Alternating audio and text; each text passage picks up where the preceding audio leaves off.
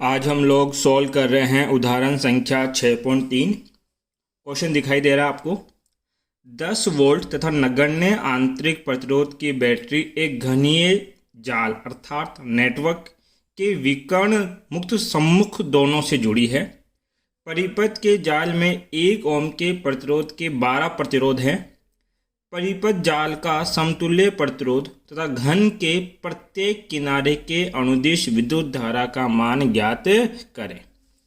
तो ध्यान दें, एक पैटर्न है, इस टाइप का क्वेश्चन आएगा तो आपको केवीएल से ही सोल्व करना है बेसिकली। तो करने का तरीका क्या है, ये मैं एक क्या बना रहा हूँ बेटा, घन, इस प्रकार से।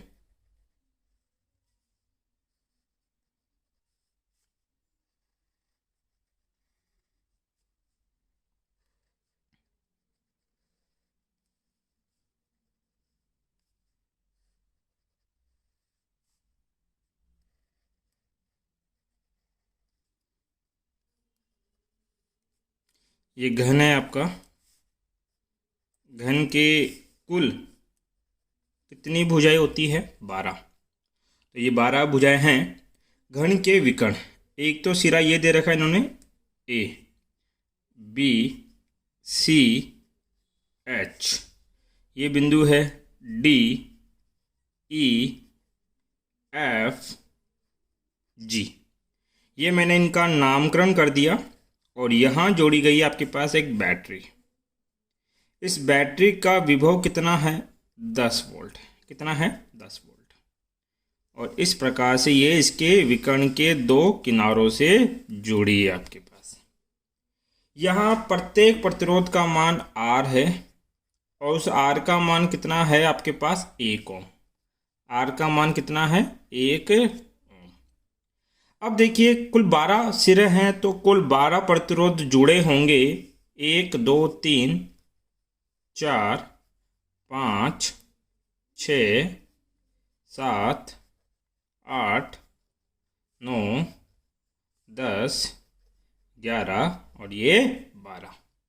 कंसेप्ट क्या है, कंसेप्ट ये है कि मान लीजिए कुछ प्रतिरोध इस प्रकार से समांतर क्रम में जुड़े हैं। कौन से क्रम में, समांतर क्रम।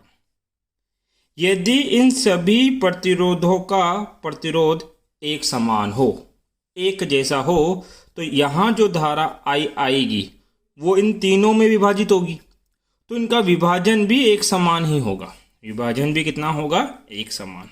वो कितना होगा सर, ये कुल धारा आई है तो इस आई का तीसरा हिस्सा इसमें जाएगा, तीसरा हिस्सा बीच वाले में जाएगा और इस आई का तीसरा हिस्सा नीचे वाले में जाएगा।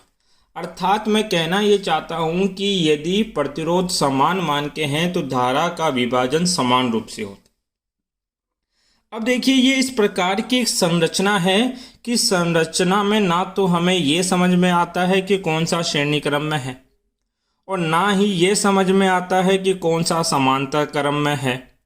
इस अवस्था में हमें क्या करना है, जिन 2 बिंदुओं के मध्य, जैसे मैं से भी काम पूछा है ए और एच, इन 2 बिंदुओं के मध्य तुल्य प्रतिरोध कितना होगा उस मान की गणना करने के लिए कहा गया है।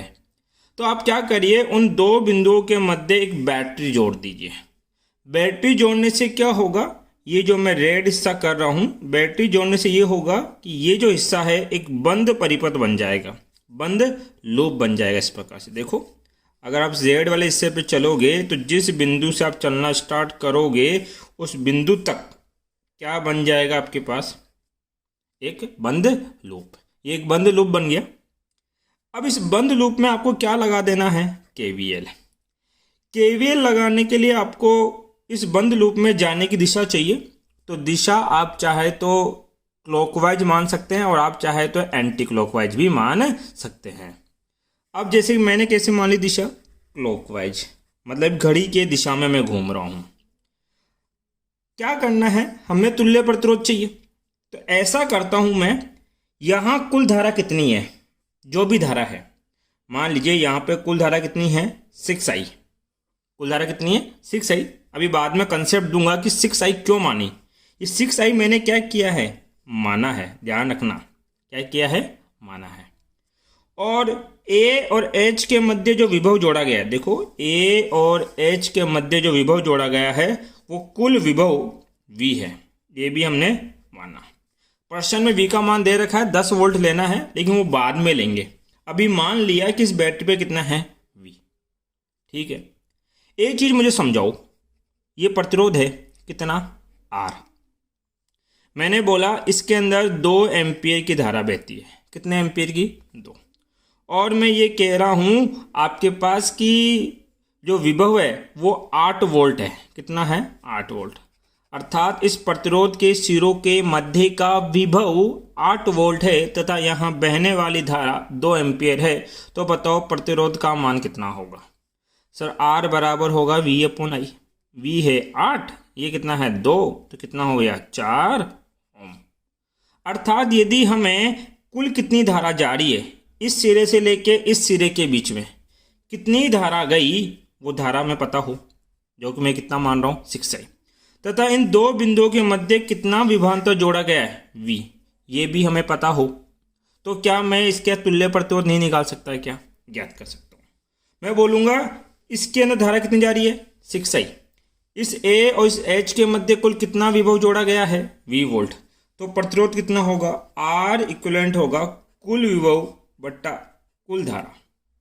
अर्थात मुझे कुछ नहीं करना, KVL का समीकरण लगा के V और 6I का अनुपात निकालना है, V और 6I का क्या निकालना है अनुपात। जैसे ही मैं अनुपात निकाल दूंगा मेरे पास वो मान किसके बराबर हो जाएगा R इक्विवेलेंट का। क्लियर है इतनी सी बात। अब ध्यान दो, ये 6I धारा है, कितनी धारा है 6I, ये मैंने मानी है। ये 6I धारा इसके अंदर जाएगी, देखो 1 2 3, इस सिरे से 3 समान प्रतिरोध जा रहे हैं क्या। हाँ, मैंने बोला था यदि प्रतिरोध समान हो तो धारा का विभाजन भी क्या होगा समान।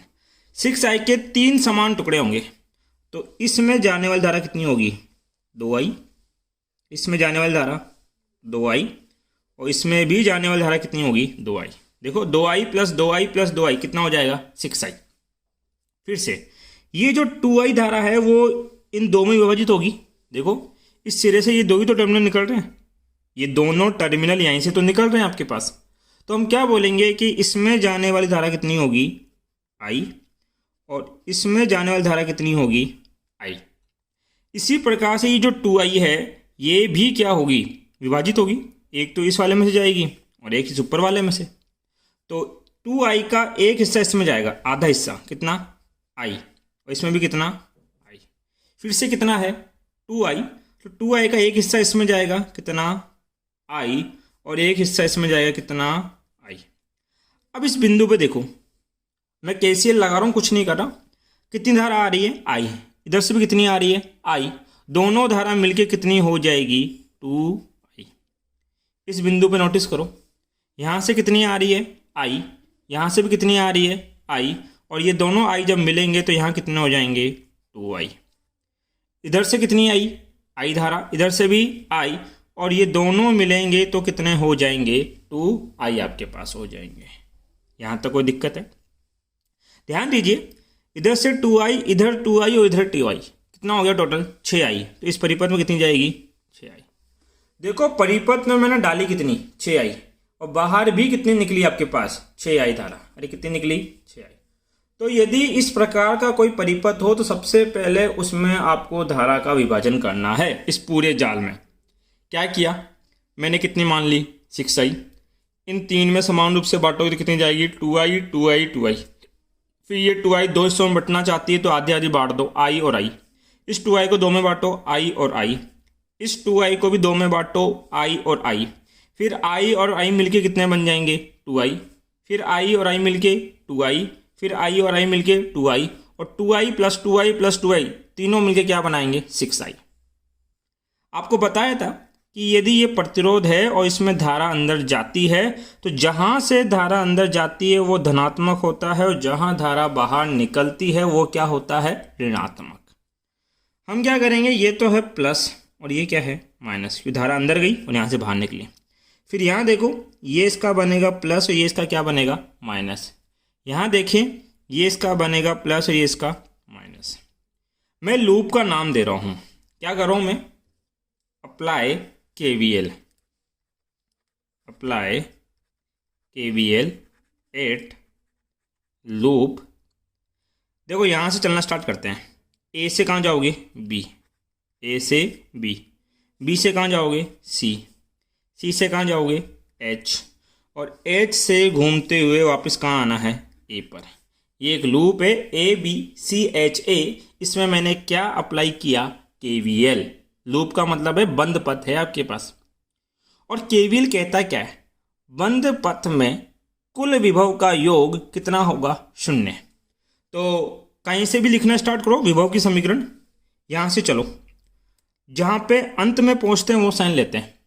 यहाँ से यहाँ जाऊँगा तो इस एलिमेंट के अंत में साइन क्या है? माइनस का। और यहाँ विभव क्या होगा? विभव होता है धारा गुना प्रतिरोध। धारा कितनी? 2I। प्रतिरोध कितना? R। धारा कितनी? 2I। प्रतिरोध कितना? R। फिर यहाँ से यहाँ जाओगे, अंत में साइन क्या आएगा? माइनस का। फिर माइनस के। धारा कितनी? I। प्रतिरोध कितना है? R। फिर यहाँ से ऊपर जाओगे तो अंतिम चिन्ह किसका आएगा? माइनस के। धारा कितनी है? 2I। प्रतिरोध कितना है? R। यहाँ से हम लोगों ने चलना स्टार्ट किया, फिर यहाँ पहुँचे। भाई यहाँ से लेके यहाँ तक तो कुछ जुड़ा हुआ ही नहीं है, आगे बढ़ जाओ। ये इसका माइनस और ये इसका प्लस। माइनस से कहाँ गए? प्लस। अंत में पॉजिटिव है तो क्या लिखेंगे? प्लस का V। मैंने क्या माना था? V। 10 का मान तो बाद में रखूँगा, मैं अभी तो अपने अकॉर्डिंग काम कर रहा हूँ। और वापस कहाँ पहुँच गए? A पे। तो जिस बिंदु से चलना स्टार्ट किया था घूम फिर के उसी बिंदु पे आ चुका हूँ, अर्थात मेरा लूप पूरा हो गया। और कुल विभव का योग कितना होता है? 0। तो V बराबर, सारे माइनस के हैं, बराबर के होते जाएंगे, क्या हो जाएंगे? प्लस के। तो V बराबर कितना हो जाएगा? 2IA प्लस KIR प्लस के 6IR। कोई दिक्कत? V बराबर 2IA का मतलब कितना होता है? सर 2IA, ये भी तो 2 ही है, 6 नहीं है। 2IA प्लस IR कितना हो जाएगा? 5IR। ऐसा करो, इस वैल्यू को 6 से गुणा करो, 6 से भाग दे दो। कोई फ़र्क पड़ने वाला है क्या? कभी नहीं। भाई किसी से भी गुणा कर सकते हैं, किसी से भाग कर सकते हैं। V बराबर कितना हो जाएगा? यहाँ देखो I गुणा 6 लिखा है क्या? हाँ, I गुणा 6। इस I गुणा 6 को V के नीचे ले जाओ तो कितना हो जाएगा? 6I। क्या बच जाएगा अब आपके पास? अब बच जाएगा 5R बट्टे में 6। ध्यान दीजिए, V बट्टा 6I का अनुपात क्या कहलाता है? R equivalent. मैंने यही कहा था कि एक KVL का समीकरण बनाएंगे और उसमें V बट्टा 6I का अनुपात ज्ञात कर लेंगे और उसको क्या लिख देंगे? R equivalent. तो इस मान को मैं लिख दूंगा R इक्वलेंट बराबर कितना? 5R बट्टा 6। हो गया। अब पर्सन में R का मान कितना है? 1 ओम, तो रख दो। तो R इक्वलेंट बराबर 5 बट्टा 6। R का मान 1 रखोगे, 1 से गुणा करोगे, कोई फर्क नहीं पड़ता। ये लो, कर लो भाई गुणा अपनी मर्जी। कितना बचा आपके पास? 5 बट्टा 6 ओम। अर्थात A और H के मध्य का जो आपके पास तुल्य प्रतिरोध है वो कितना है बेटा? 5 बट्टा 6 ओम। पर्सन ने एक बात और पूछी कि प्रत्येक शाखा में कितनी धारा बहेगी, उस धारा का मान ज्ञात कर लो। ठीक है, तो हम बोलेंगे धारा कितनी मानी हमने? 6I। इसी को देख लो, धारा कितनी है? 6I बराबर कितना होगा? V बट्टा R इक्वलेंट। अरे 6I बराबर क्या लिखूंगा? V बट्टा R इक्वलेंट। 6I बराबर V का मान कितना दे रखा है? 10। और R इक्वलेंट का मान आपने कितना निकाला? 5 बट्टा 6। बट्टे में जो होगा वो ऊपर चला जाएगा। कितनी बार गया? 2 बार। 6I बराबर कितना? 12। अर्थात हम बोलेंगे कि इसमें कितनी धारा आ रही है? 12 एम्पियर की धारा है। अब ये 12 एम्पियर की धारा, कितने एम्पियर की धारा? 12 एम्पियर की धारा है, 6I। तो बताओ I का मान कितना हो जाएगा? 12 बट्टा 6 कितना हो जाएगा? 2 एम्पियर। कितना हो जाएगा? 2 एम्पियर। अब क्या करना? I की जगह 2 लिख देना। तो 2 गुना 2 4। तो इस शाखा में कितनी धारा जाएगी? 4 एम्पियर। इसमें भी I की जगह 2 रखोगे, 2 गुना 2 4, 2 गुना 2 4। इन तीनों में 4 एम्पियर की धारा। यहाँ I का मान 2 रखोगे तो इस शाखा में 2 एम्पियर, इस शाखा में 2, इसमें भी 2, इसमें भी 2। इस प्रकार से I का मान सब जगह रखकर हम प्रत्येक शाखा के अंदर धारा का मान ज्ञात कर सकते हैं। Thank you.